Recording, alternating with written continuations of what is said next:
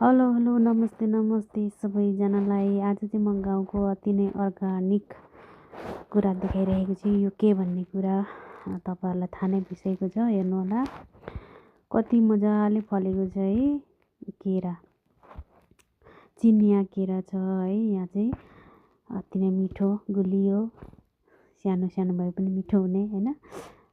एकदम कस्तो मजाले यसलाई धेरै मेहनत पनि गर्नु नपर्ने, धेरै स्याहार सुसार पनि गर्न नपर्ने है। केराको के अरे बोङ्गा नि खान मिल्छ।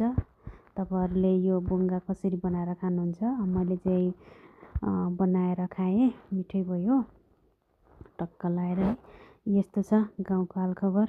म चाहिँ गाउँतिरै केही दिनको लागि घुमफिर भइरहेको छ भन्नुपर्दामा हैन।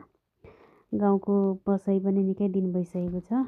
अब चाहिँ अन्तिम हुँदै आएको कारणले गर्दा यसो गाउँको चाहिँ अर्गानिक कुराहरू चाहिँ खिचेर राखौँ, अर्गानिक कुराहरू चाहिँ देखाउँ भन्ने लागेर चाहिँ बनाएको छु।